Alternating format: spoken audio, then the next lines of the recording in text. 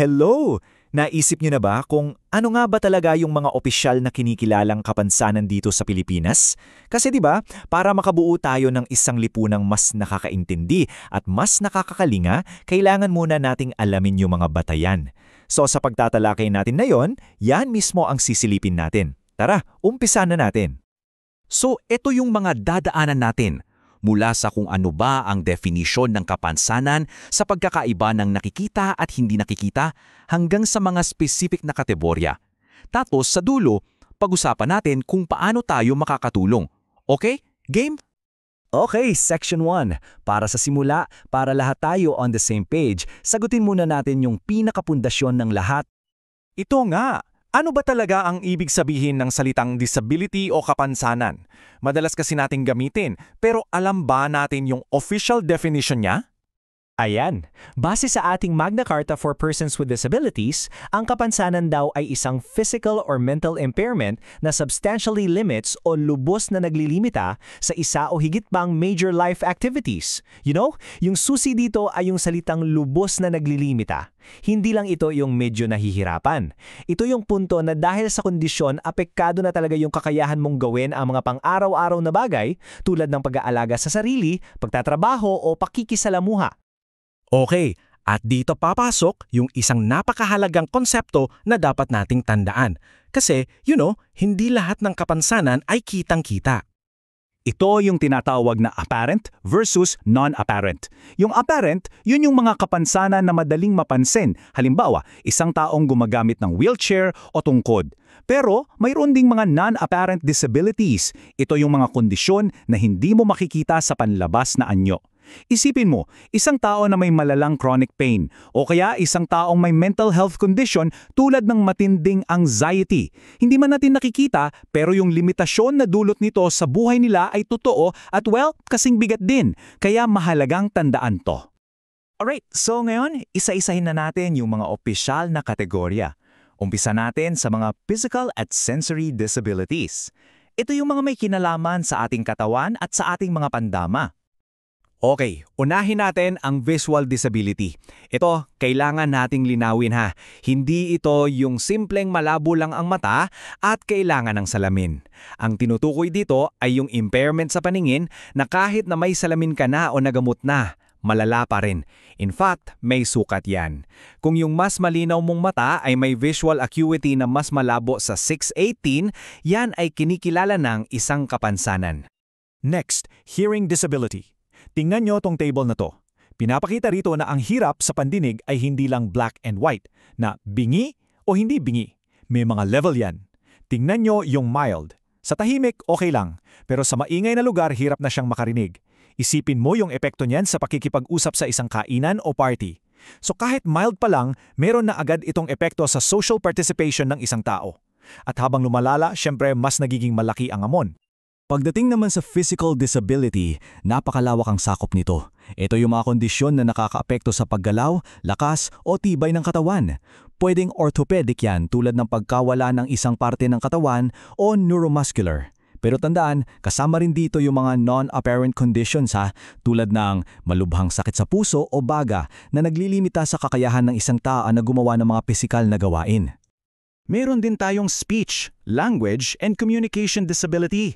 Ito naman yung mga hamon sa pagsasalita, sa pagintindi o sa pagpapahayag ng sarili. Pwedeng ang dahilan nito ay pisikal tulad ng cleft palate o neurological tulad ng nangyayari pagkatapos ng isang stroke.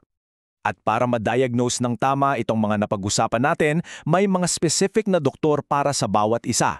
Ophthalmologist para sa mata, ENT o audiologist para sa pandinig at marami pang iba. Napakahalaga nito kasi yung tamang diagnosis galing sa tamang espesyalista ang unang-unang hakbang para makuha ng tamang suporta. Okay, lipat naman tayo sa next group. Ito yung mga tinatawag na neurodevelopmental at mental disabilities. So dito, ang pinag-uusapan natin ay yung mga kondisyon na may kinalaman sa development at function ng ating utak. Unahin natin ang intellectual disability. Mahalagang tandaan na dalawang tinitingnan dito. Una, yung intellectual functioning, yung pangangatwiran, padlutas ng problema. At pangalawa, yung adaptive behavior. Ito yung mga skills na kailangan natin sa araw-araw tulad ng komunikasyon, social skills at pag-aalaga sa sarili. Dapat parehong may significant limitations sa dalawang area na to. Next is learning disability. At ito, please, pakitandaan natin, hindi ito problema sa talino.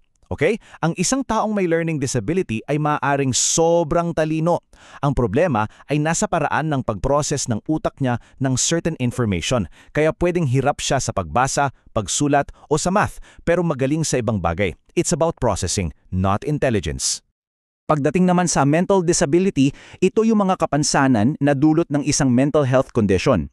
At sa ilalim nito, may tinatawag na psychosocial disability.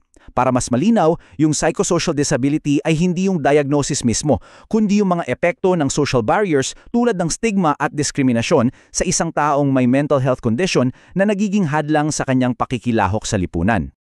At katulad kanina, mayroon ding mga specific na espesyalista para sa mga kondisyoning ito. Developmental pediatrician, neurologist, psychiatrist. Makikita nyo, madalas kailangan pa nga ng team ng mga experts para makapagbigay ng kumpleto at tamang diagnosis. Okay, at bukod sa mga yan, may dalawang kondisyon na isinabatas mismo dito sa Pilipinas bilang kapansanan. Ibig sabihin, by law, they are considered persons with disabilities. Una na dyan ang cancer. Sa ilalim ng National Integrated Cancer Control Act, lahat ng cancer patients at cancer survivors ay itinuturing na persons with disabilities. Ito'y pagkilala sa napakabigat na epekto ng cancer, hindi lang sa katawan, kundi pati na rin sa emosyon at sa pinansyal na aspekto ng buhay ng isang tao at ng kanyang pamilya. Pangalawa naman ay yung mga taong may rare disease. Dahil nga rare o bihira ang kanilang kondisyon, madalas ay napakahirap at napakamahal ng kanilang pagpapagamot at pangangalaga. So kinikilala rin sila ng batas bilang PWDs para mabigyan sila ng karagdagang suporta. So ngayong alam na natin ang lahat ng yan, ang tanong, anong gagawin natin sa impormasyong ito? Paano natin ito maisa sa buhay para makabuo ng isang mas inklusibong lipunan? Well, isa sa mga pinaka-practical na application nito ay sa pag-a-apply ng PWD-ID kasi yung pag-intindi sa mga kategorya ay crucial para malaman kung paano makakakuha ng suporta. Ito yung mga basic requirements, medical certificate mula sa tamang doktor, valid ID, mga litrato at certificate galing sa barangay. Simple lang yung proseso pero napakalaking tulong ng benepisyo nito. Pero higit pa sa mga dokumento at ID, ang pinakamahalaga ay yung pagbabago sa ating pananaw. Ngayong mas naintindihan na natin, paano tayo bilang individual makakatulong na lumikha ng mga lugar sa opisina, sa eskwela, sa ating mga komunidad kung saan lahat ay nararamdaman na kabilang sila. Kasi yung kaalaman simula lang yan. Ang totoong pagbabago, nagsisimula yan sa respeto, sa pag-unawa at sa simpleng pagiging mabuting kapwa. Sana'y may natutunan kayo. Maraming salamat sa inyong oras.